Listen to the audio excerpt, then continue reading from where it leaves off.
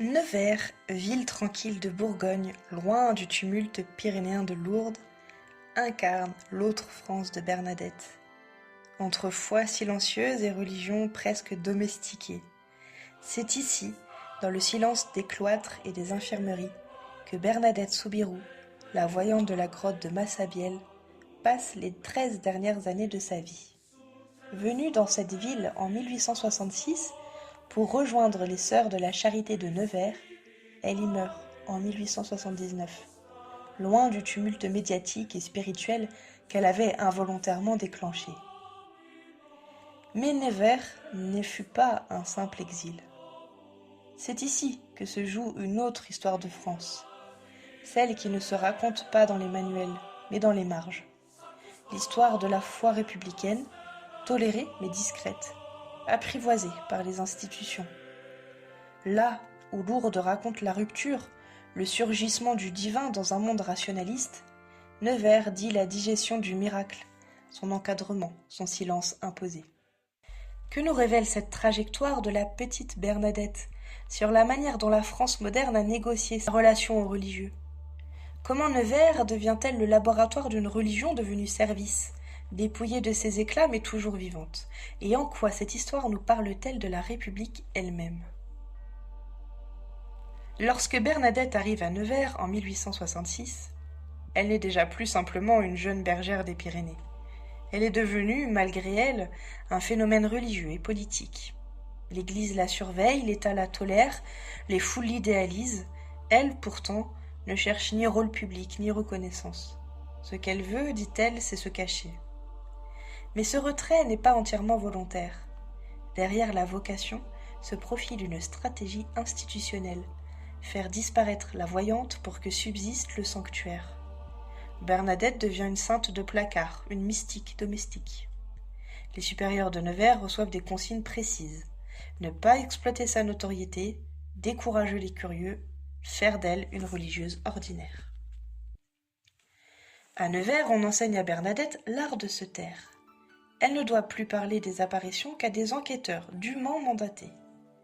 Elle apprend à dévier les conversations, à banaliser son expérience, à se fondre dans l'anonymat conventionnel. Cette pédagogie de l'oubli révèle la stratégie de l'Église post-stridentine. Contrôler le mystique par l'institutionnel. Ce choix de la cacher n'est pas anodin. Dans une France où la République lutte pour son identité laïque, il n'est pas question qu'une jeune fille incarne une théophanie incontrôlable. Nevers devient alors le lieu du retrait nécessaire, le sanctuaire de la modération. La foi, oui, mais utile.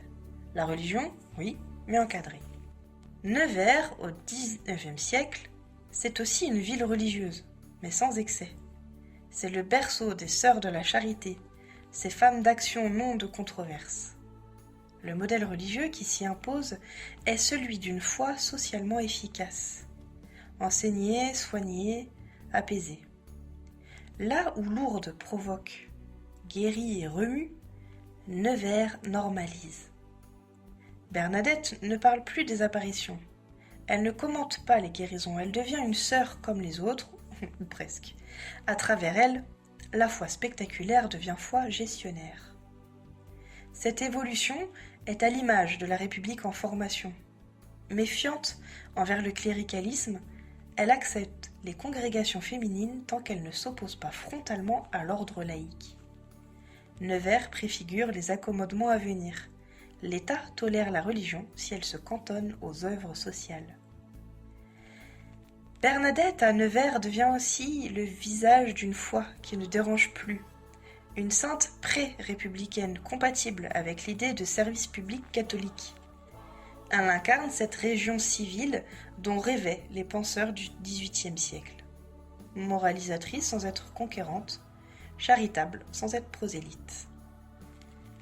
Dans les archives de Nevers, on trouve les emplois du temps de Bernadette. Lever à 5 heures, prière, travail, coucher à 21 heures. Pas de place pour l'extraordinaire. Même malade, elle doit respecter les horaires. Même mourante, elle doit suivre les règles. La sainte devient une fonctionnaire de Dieu. Cette bureaucratisation révèle une transformation plus large. La mystique française du XIXe siècle de Thérèse de Lisieux à Charles de Foucault, se caractérise par cette même domestication de l'extraordinaire. On ne supprime pas le surnaturel, on le réglemente. L'histoire de Bernadette à Nevers est moins connue que celle de Lourdes, mais elle dit tout autant, voire davantage, la relation complexe qu'entretient la France avec la religion. Car la République accepte encore les religieuses, les congrégations ou même les œuvres. Bernadette en est la preuve vivante. Elle montre que la sécularisation n'est pas une disparition, mais une transformation. La religion survit en se rendant utile.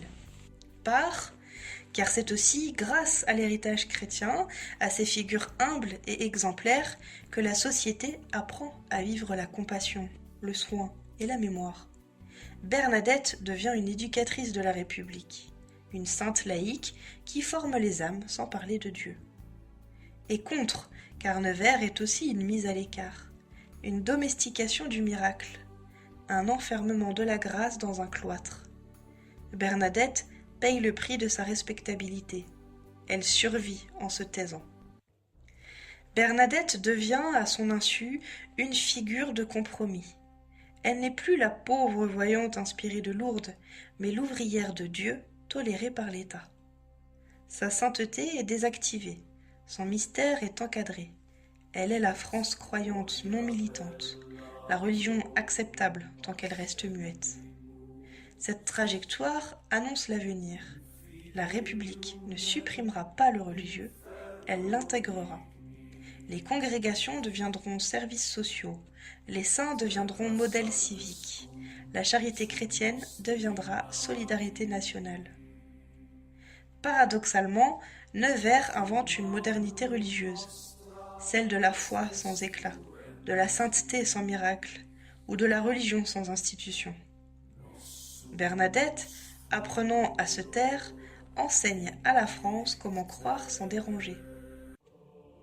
Nevers n'est pas le lieu du prodige, c'est le lieu de l'endurance tranquille, de la foi silencieuse, de l'institution qui absorbe le mystère sans l'éteindre. C'est la France d'après la foudre, quand le ciel est redevenu neutre, mais que subsiste la chaleur d'un feu discret. Dans cette ville de pierres grises et de cloîtres, Bernadette n'est plus la messagère de la Vierge. Elle devient la servante de la République charitable, un symbole étrange, celui d'une religion qui survit en servant, qui persiste en se transformant et qui dure en se cachant. Et peut-être est-ce là la leçon cachée de Nevers. La religion n'a pas disparu de la France. Elle a été reléguée, canalisée, transformée en action sociale discrète. Mais derrière les murs du sanctuaire, le cœur de Bernadette bat encore. Non pour faire des miracles, mais pour rappeler, doucement, qu'aucune république ne peut totalement effacer le besoin de sacré. Nevers, c'est la victoire de la durée sur l'intensité, de la patience sur la passion. C'est l'autre visage de la France religieuse, non pas celle qui résiste, mais celle qui s'adapte. Non pas celle qui proclame, mais celle qui persiste. Une France qui a appris à croire en silence, à prier en servant, à espérer en se cachant.